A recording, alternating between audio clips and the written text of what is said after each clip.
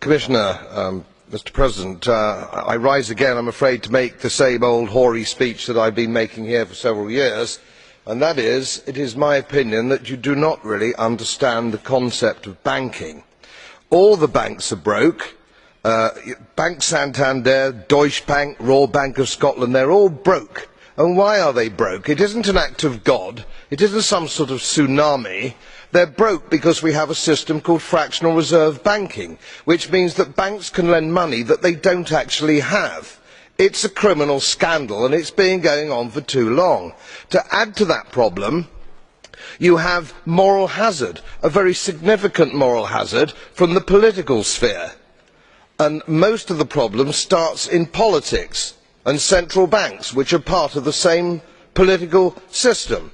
We have counterfeiting, sometimes called quantitative easing, but counterfeiting by any other name. The artificial printing of money, which if any ordinary person did, they would go to prison for a very long time. And yet governments and central banks do it all the time.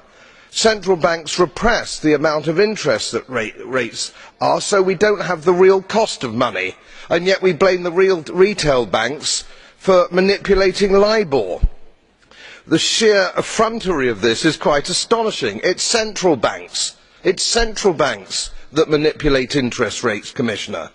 And plus, underneath all this, we talk loosely, in a rather cavalier fashion, do we not, about deposit guarantees.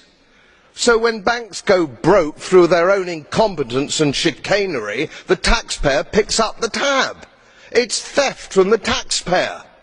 And until we start sending bankers, and I include central bankers and politicians, to prison for this outrage, it will continue.